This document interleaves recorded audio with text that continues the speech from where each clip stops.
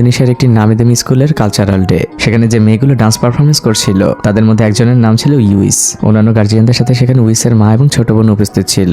নাচ শেষ হলে সবাই যখন হাততালি দেয় তখন উইসের ছোট বোন আরো উঠে চিৎকার করে বলতে থাকে উইস আই লাভ ইউ। কিন্তু উইস স্টেজ থেকে শুধু একটি ফাঁকা চেয়ারের দিকে তাকিয়ে থাকে। তার বাবা আসেনি। এটা দেখে উইসের মনটা খারাপ হয়ে যায়। গভীর রাতের বেলা বাবা এসে তার মেয়েকে সরি বলে। আজ অফিসে অনেক কাজ ছিল তাই সে আসতে পারেনি, কিন্তু ভবিষ্যতে এমনটা কখনো হবে না। উইস রাগ করে উঠে সেখান থেকে চলে যায়। আর এখান থেকে শুরু হয় একটি পরিবারের গল্প।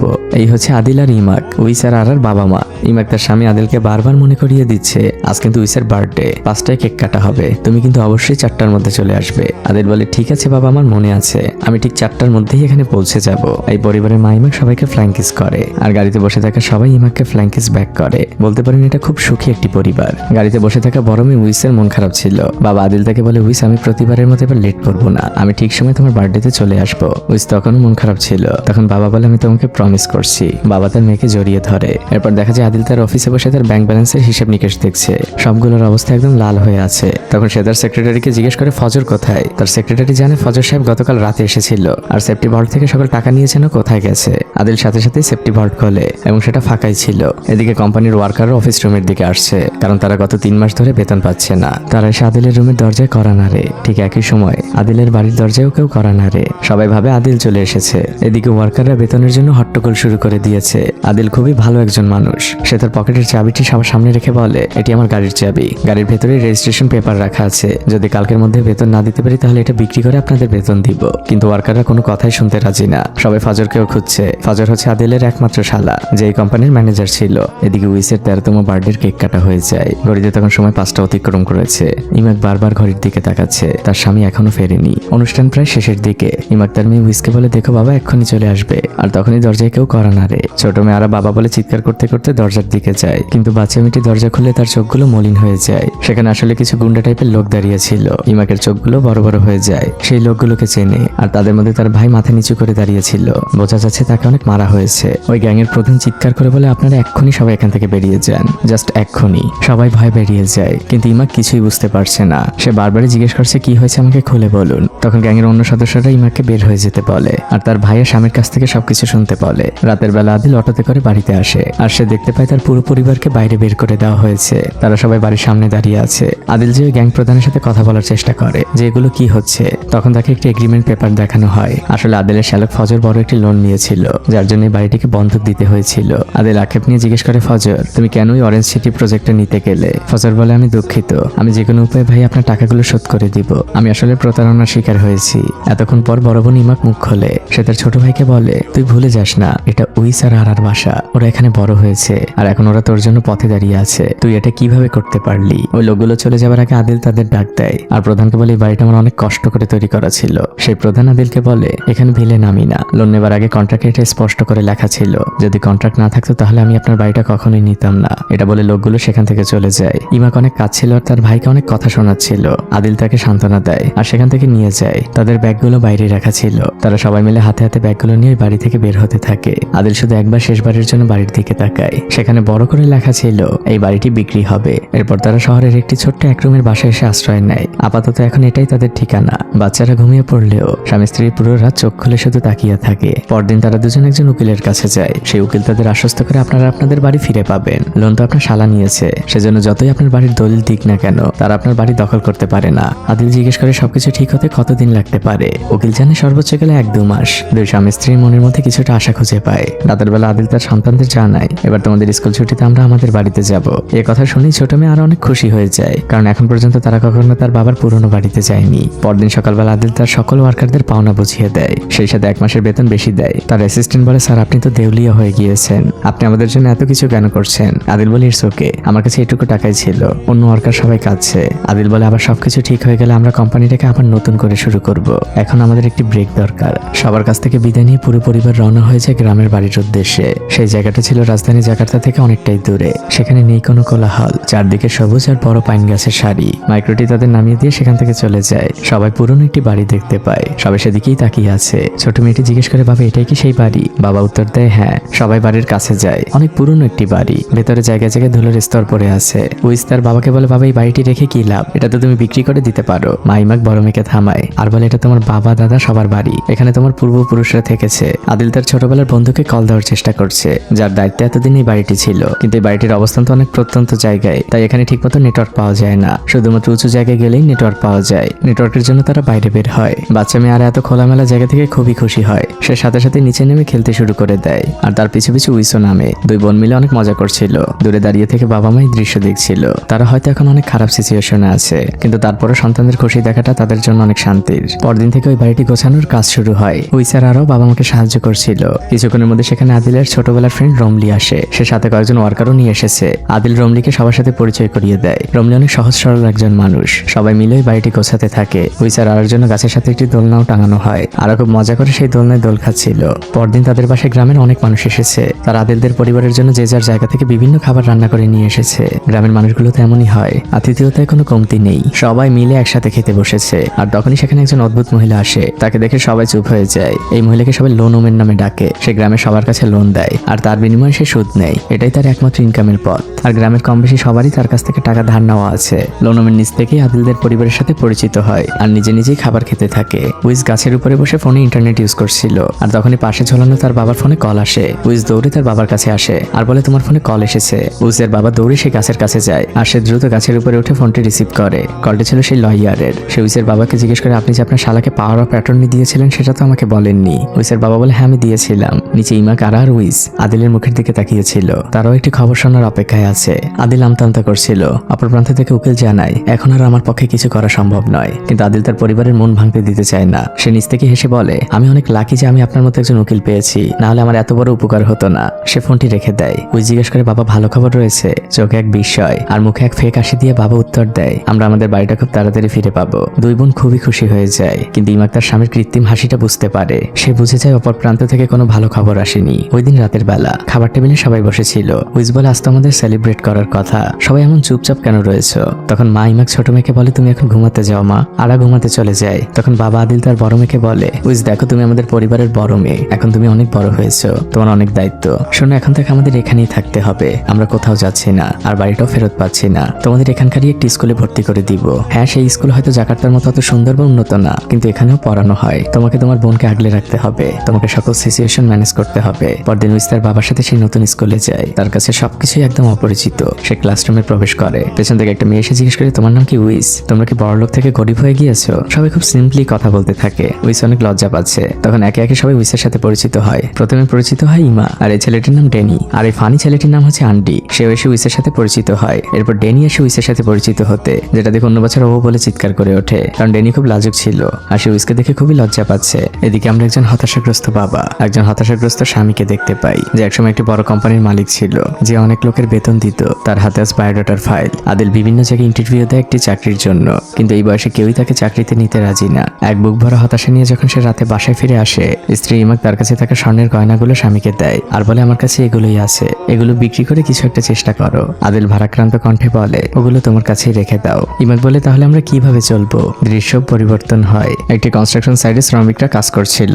সেখানে আদিল আর তার ফ্রেন্ড রমলি একজন লোকের পাশে বসে আছে। এই লোকটি ছিল রমলির বস। রমলি তার বসকে অনেক বোঝাচ্ছে এখানে আদিলের একটি চাকরির জন্য। সে আদিলের অনেক প্রশংসা করে যে আদিল যে কোনো কাজ করতে পারে। আদিলও লোকটিকে জানায় জাকার্তায় তার কনস্ট্রাকশন কোম্পানি ছিল, তার কনস্ট্রাকশন সম্পর্কে ভালোই ধারণা আছে, কিন্তু আদিল এখানে ওয়ার্কারের কাজ করতে চায়। রমলি তার বসকে জানে এখন আদিলের টাকার ভীষণ প্রয়োজন। শেষমেশ রমলির বস রাজি হয়। আদিল এখন এখানে ওয়ার্কার হিসেবে কাজ করবে। দুই বন্ধু খুশিতে হাত মেলায়। সহজ সরল রমলি জানে না আদিল আসলে বড় একটি কোম্পানির মালিক ছিল। এরপর থেকে শুরু হয় আদিলের অক্লান্ত পরিশ্রম। এই কাজ তাকে কোনোদিন করতে হবে তা সে হয়তো কল্পনায়ও ভাবেনি। কিন্তু একটি সত্যি কথা হচ্ছে, প্রশ্ন যখন পরিবারের, বাবাদের তখন লজ্জা থাকে না। সারাদিনের কষ্ট শেষে আদিল বাড়ি ফিরে আসে। আজ ছোট মেয়ে আরার জন্মদিন ছিল, কিন্তু এবার তারা বাজার থেকে না ছোট একটি কেক দিয়ে সেলিব্রেট করে। আরা তার বাবাকে জানে, বাবা আমাদের নতুন স্কুলের কালচারাল ডে রয়েছে, সেখানে আমাকে একটি গাছের কস্টিউম কিনতে হবে। আদিল বলে, কোনো সমস্যা নেই মা, আমি তোমাকে কিনে দিব। এরপর একাকি ওয়াইফ ইমাক আদিলকে বলে, আমাদের তো ঠিক মতো খাবার টাকাই নেই, তুমি মেয়ের কস্টিউম কোথা থেকে কিনে দিবে? আদিল বলেও, আমি কোনোভাবে ম্যানেজ করে নিব। ইমাক চলে যায়। একজন বাবা হাজারো বোঝা কাঁধে নিয়ে অপলক দৃষ্টিতে বাইরের দিকে তাকিয়ে থাকে। ফ্যামিলিকে আরেকটু বেশি সাপোর্ট দেওয়ার জন্য পরদিন থেকে আদিল ওভারটাইম কাজ করা শুরু করে। আর অতিরিক্ত কাজের ফলাফল আদিল দোতলা থেকে নিচে পড়ে যায়, যার ফলে তার একটি পা ভেঙে যায়। আদিল তার স্ত্রীকে সান্ত্বনা দেয়, আমি অন্য কোনো কাজ খুঁজে নিব, তুমি চিন্তা করো না। ইমাক খুব ভালোভাবে বুঝতে পারে তার স্বামীর অবস্থা। সে রাতের বেলা নিজ হাতে বাসায় আলুর চিপস বানাতে থাকে। আর পরদিন সে চিপস ভর্তি ব্যাগ হাতে আমরা উইসকে দেখতে পাই। সে তার বন্ধুদের কাছে খুব নিচু গলায় জিজ্ঞেস করছে, তোমাদের কি কারো চিপস চিপস লাগবে, কিন্তু কেউ তেমন কোনো আগ্রহ দেখায় না। আসলে উইসের খুবই লজ্জা লাগছে, পরিবারের জন্য তাকে চিপস বিক্রি করতে হচ্ছে। বিষয়টি দূর থেকে তার বান্ধবী ইমা দেখতে পায়। সে উইসের কাছে আসে আর জিজ্ঞেস করে, তুমি কি আসলেই চিপস বিক্রি করছো? উইস বলেছে, আর আমার আর কি করার আছে, আমি কোনোভাবে আমার বাবা মাকে সাপোর্ট করতে চাই। ইমা জিজ্ঞেস করে, এক প্যাকেট কয় টাকা? উইস বলে 5 টাকা। ইমা তখন চিৎকার করে বলতে থাকে, এই যে এদিকে সবাই আসো, এক প্যাকেট হাতে বানানো আলুর চিপস মাত্র 10 টাকা। সকল বন্ধু বান্ধব বাইরে থেকে সেখানে ছুটে আসে, সবাই চিপস কিনতে শুরু করে। উইস জিজ্ঞেস করে, তুমি 10 টাকায় কেন বিক্রি করছো? ইমা বলে, এই চিপসের মূল্য 5 টাকা অনেক কম হয়ে যায়। মুহূর্তের মধ্যে উইসের ব্যাগ প্রায় খালি হয়ে যায়। ইমার তার বন্ধুরা উইসকে ভরসা দেয়। উইস নিজেকে এখনো ছোট মনে করছে না। সে নিজের মধ্যকার জড়তা কাটিয়ে উঠে চিৎকার করে বলে, এক প্যাকেট হাতে ভাজা আলুর চিপস মাত্র 10 টাকা। কিছুক্ষণের মধ্যে টিচার ক্লাসে চলে আসে। আজ ক্লাসের টপিক ছিল ইংলিশে নিজের পরিচয় দেওয়া। তো প্রথমেই টিচার ড্যানিকে বলে নিজের পরিচয় দিতে, আর সে আমতা আমতা করতে থাকে। তখন ক্লাসের অন্য বাচ্চারা হেসে দেয়। এরপরে আসে এন্ডির পালা। সে শুধু ভাঙা ভাঙা গলায় নিজের নামটাই বলতে পারে, মাই নেম ইজ এন্ডি। এছাড়া সে আর কিছুই বলতে পারে না। শিক্ষক তখন উইসকে বলে, উইস তুমি কি একটু বলে শোনাবে? উইস তো জাকার্তা ইংলিশ মিডিয়ামে পড়তো। সে অনেক সুন্দর করে নিজের ইন্ট্রোডাকশন দেয়, যেটা শুনে ক্লাসের সকল বাচ্চারা মুগ্ধ হয়ে যায়। উইস এত সুন্দর করে ইংলিশ কিভাবে বলে, যেন সে মাতৃভাষা বলছে। শিক্ষক তাকে তার বলা কথাগুলো ব্ল্যাকবোর্ডে লিখতে বলে। উইস ব্ল্যাকবোর্ডে লিখতে যায়। উইসের পেছনে হালকা হালকা রক্তের ছাপ। আপনারা নিশ্চয়ই বুঝতে পারছেন এটা কিসের। তখন পেছন থেকে বাচ্চারা অনেক মজা নেয়। এই দিন উইসের মনটা একদম ভেঙে গিয়েছিল। তার বাবার বর্তমান অর্থনৈতিক অবস্থা এতটাই খারাপ, সে নিজের মেয়ের প্যাড আনতে ভুলে গিয়েছে। উইস রাগ করে বাড়িতে চলে আসে, আর সে তার বাবার সামনে থেকে রাগ করেই দোতলায় চলে যায়, আর নিজের বিছানার উপরে উপুর হয়ে কাঁদতে থাকে। বাবা তার ক্রেস্টে ভর দিয়ে দিয়ে উপরে যায়, আর খাটের এক কর্নারে বসে জিজ্ঞেস করে, মা তোর কি হয়েছে? উইস বারবার বলে, বাবা তুমি এখান থেকে চলে যাও, আমি তোমার সাথে কোনো কথা বলতে চাই না। বাবা খুব শান্ত গলায় বলেন, আমাকে তো বলবি মা, না হলে আমি কিভাবে বুঝবো? ইউস তখন উঠে কাঁদতে কাঁদতে বলে, বাবা তুমি কবে বুঝেছো আমাদের? তুমি যদি আমাদের বুঝতে, আমরা এখন জাকার্তায় থাকতাম। তুমি আমাদের প্রমিস করেছিলে আমরা এখানে মাত্র কয়েকদিনের জন্য এসেছি, কিন্তু এখন আমাদের এখানে স্থায়ীভাবে থাকতে হচ্ছে। তুমি কখনোই আমার বার্থডে পার্টিতে ঠিক সময় আসোনি। অনেক প্রমিস করেছো বাবা, কিন্তু তুমি কোনো প্রমিস রাখতে পারোনি। আই জাস্ট হেট ইউ বাবা। চারদিকে একদম নীরব হয়ে যায়। দরজার ওপাশ থেকে ইমাক তার স্বামীর মুখের দিকে তাকায়। আদিলের মাথাটা মুহূর্তের মধ্যে সন্তানের কাছে নিচু হয়ে যায়। তার কাছে কোনো উত্তর নেই। সে চুপচাপ উঠে দাঁড়ায় আর নীরবে সেখান থেকে চলে যায়। পরের দৃশ্যেই দেখা যায় মা ইমাক উইসকে হাতে বানিয়ে কিছু প্যাড দিয়েছে। উইস এখন অনুতপ্ত। মা ইমাক উইসকে বোঝায়, মা তুমি ভালো করে জানো আমাদের পরিবারের এখন অনেক খারাপ সময় যাচ্ছে। তুমি তোমার জায়গা থেকে যথেষ্ট করছো, যেটা হয়তো তুমি বা আমরা কখনোই আশা করিনি। এজন্য তোমাকে অনেক ধন্যবাদ। কিন্তু আমাদের পরিবারের জন্য সব থেকে বেশি কে করছে জানো? সব থেকে বেশি চিন্তা করে কে জানো? তোমার বাবা। বাবাকে কষ্ট দিও না। আজ রাতে খাবার সময় বাবাকে সরি বলো। রাতের বেলা খাবার টেবিলে বাবা প্রথমে খাবারটা মেয়ের প্লেটেই তুলে দেন। উইস তখন খুব ধীর গলায় বলে, বাবা তুমি আমাকে আমার ব্যবহারের জন্য ক্ষমা করে দাও। বাবা মাথা নাড়েন। আমরা বুঝতে পারি তার বুকের উপর থেকে একটি বোঝা নেমে গিয়েছে। ইমাক সেখানে আসলে আদিল তাকে খেতে বসতে বলে। ইমাক তখন আদিলের সামনে একটি প্রেগন্যান্সি টেস্টিং কিট রাখে। ইমাক প্রেগনেন্ট। মুহূর্তের মধ্যে ওখানে এক নীরবতা নেমে আসে। আদিল একদম চুপচাপ। ইমাকের চোখেও পানি। তখন নীরবতা ভেঙে আদিল তার ছোট মেয়েকে ডাক দেয়। আরা দৌড়ে আসে বাবার কাছে। বাবা আরাকে বলে, আমাদের পরিবারের নতুন এক সদস্য আসছে, তোমার ছোট ভাই অথবা বোন। তুমি তাকে উইশ করবে না? আরা তো এই খবর শুনে মহা খুশি। সে তো এমনটাই চাইতো, তার একটি ছোট ভাই বোন থাকুক। এই পরিবারটি মুহূর্তের মধ্যে হাসিতে খুশিতে মেতে ওঠে। সিচুয়েশন যতই খারাপ হোক না কেন, পরিবারের লোকগুলো এক থাকলে সব জায়গায় সুখ খুঁজে পাওয়া যায়। পরদিন সকালবেলা বড় মেয়ে উইস মাকে নিয়ে ডক্টরের কাছে যাচ্ছে। আদিল আর আরা তাদের বিদায় দেয়, কিন্তু উইস আজও চিপস নিতে ভুলেনি। সে এগুলো বিক্রি করে বাসায় ফিরবে। ওই দিন বিকেলবেলা উইস গাছের উপরে বসে তার বান্ধবীর সাথে কথা বলছিল। এই বান্ধবী উইসের পুরনো স্কুলের, তারা বেস্ট ফ্রেন্ড ছিল। সেই বান্ধবী উইসকে জানায় সামনে একটি ডান্স কম্পিটিশন রয়েছে, যেখানে প্রথম হতে পারলে 50,000 টাকা পুরস্কার পাওয়া যাবে। তুই কি আসবি? উইস এটা শুনে তো খুবই খুশি হয়ে যায়, কারণ তার পরিবারের তো এখন টাকার ভীষণ প্রয়োজন। রাতের বেলা উইস তার মায়ের সাথে হিসেব নিকেশ করার সময় সে তার বাবা মাকে বলে, আমি একটা আমার পুরনো বন্ধুদের সাথে দেখা করতে জাকার্তায় যেতে চাই। কিন্তু বাবা মুখের উপরই না করে দেয়। উইস বলে, আমি দিনে যেয়ে দিনে চলে আসবো। মা জিজ্ঞেস করে, তোমার বান্ধবীর নাম কি? উইস তার বান্ধবীর নাম বলে। মা উইসকে বলে, আমি ওর মায়ের সাথে কথা বলবো। কিন্তু পেছনে দাঁড়িয়ে থাকে বাবা বলে, কোনো দরকার নেই। তখন উইস রাগ করে বলে, বাবা মা তো রাজি হচ্ছে, তুমি কেন এমন করছো? বাবা বলেন, আমি চিন্তা ভাবনা করেই বলছি, তোমাকে যেতে হবে না। উইস তখন রাগ করে সেখান থেকে উঠে চলে যায়। ইমাক তার হাজবেন্ডকে বলে, দেখো ওরা বড় হচ্ছে, এই সিচুয়েশন ওরা একদিনে খাপ খাইয়ে নিতে পারবে না। আদিল বলে, কিন্তু ওদের তো চেষ্টা করতে হবে, ওদের বোঝাতে হবে। ইমাক বলে, তোমার মেয়েরা যথেষ্ট বোঝে। আদিল বলে, দেখো তোমার শরীর খারাপ, উইস একা একা জাকার্তা গেলে তুমি অনেক টেনশন করবে, যেটা আমি চাই না। ইমাক তার স্বামীকে ভরসা দেয়, তুমি এত টেনশন করো না, দেখো সব কিছু ঠিক হয়ে যাবে। এভাবে সময় কাটতে থাকে। আদিল এখন আগের থেকে অনেকটাই সুস্থ। তার বন্ধু রমলি তাকে বাসায় পৌঁছে দিয়ে চলে যায়। আদিল এখন ক্রেস্ট ছাড়াই হাঁটতে পারবে। আদিল মূলত এখন থেকে উবারের মতো একটি রাইড শেয়ারিং কোম্পানিতে ভাড়ায় গাড়ি চালাবে। তাই সে ছোট একটি স্কুটি কিনেছে। আর এই ছোট স্কুটি নিয়ে পরিবারের সবাই অনেক খুশি। তারা হয়তো এখন ভুলেই গিয়েছে তাদের একসময় মস্ত বড় গাড়ি ছিল।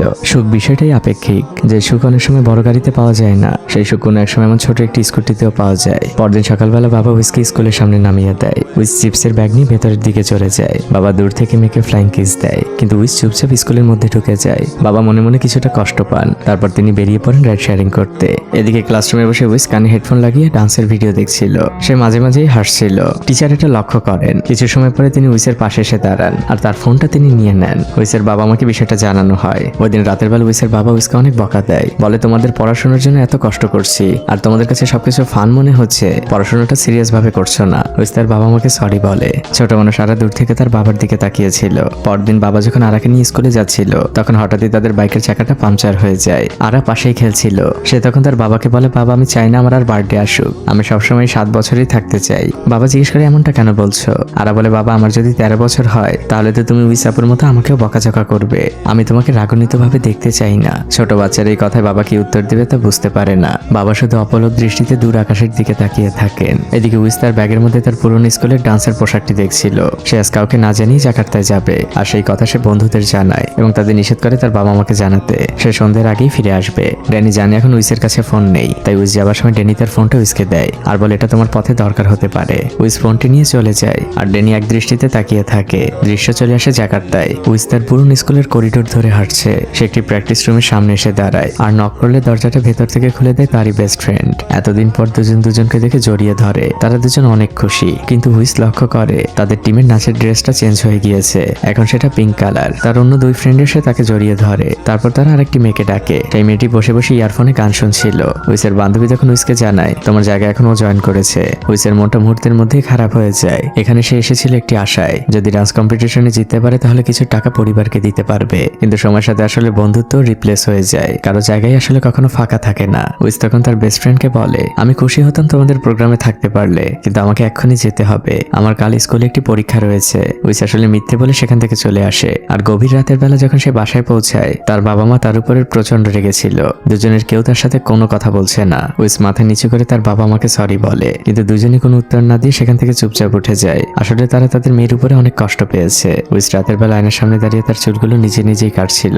ছোট বোন এসে বড় বোনকে সান্ত্বনা দেয়। দুই বোন দুজনকে অনেকক্ষণ জড়িয়ে ধরে কাঁদে। তারা দুজনই ভালো করে জানে তাদের বাবা মা এখন কতটা সমস্যায় আছে। পরদিন সকালবেলা যখন উইস বাসা থেকে বের হচ্ছিল তার মা জিজ্ঞেস করে তোমার চুলে কি হয়েছে? উইস বলে তেমন কিছু না, আমি নিজে নিজে কেটেছি। ইমা কাদেলের মুখের দিকে তাকায়। উইস সেখান থেকে হেঁটে বেরিয়ে যায়। ওই দিন ক্লাসে যখন উইস পড়া বলছিল তখন টিচারও বিষয়টি লক্ষ্য করে। সে উইসকে জিজ্ঞেস করে তোমার চুলে কি হয়েছে? তখন উইসের বন্ধুরা এক একজন নিজেদের উপরে দোষ নিচ্ছিল। ড্যানি বলে আমি উইসের চুলে চুইনগাম লাগিয়ে দিয়েছিলাম, তাই জন্য বাধ্য হয়ে উইসকে ওভাবে চুল কাটতে হয়েছে। ইমা বলে এটা সত্যি, আমি ড্যানির সাথে ছিলাম। তখন ফানি ক্যারেক্টার এন্ডি দাঁড়িয়ে বলে আর এই সকল আইডিয়া ছিল আমার। আর এটা বলে সে হাসতে থাকে। এই বাচ্চাগুলো আসলে উইসের জন্য ইচ্ছে করেই মিথ্যে বলেছে যাতে টিচার উইসকে কিছু না বলে। তাই টিচার বাধ্য হয়ে 4 জনকে শাস্তি দেয়। তারা 4 জনই বাইরে দাঁড়িয়ে আছে। তারা নিজেদের মধ্যে গল্প করছিল আর হাসাহাসি করছিল। টিচার একবার এসে তাদের পাশ থেকে ঘুরে যায়। আমরা বুঝতে পারি এরা 4 জন এখন বেস্ট ফ্রেন্ড হয়ে গিয়েছে। পরদিন টিচার উইসের বাবাকে স্কুলে ডেকে পাঠায়। টিচার উইসের বাবাকে বলে দেখুন উইস অনেক ভালো একটি মেয়ে, যেমন পড়াশোনায় তেমন মানুষ হিসেবে, কিন্তু ওর এই কয়েকদিনে যেটা বুঝতে পারলাম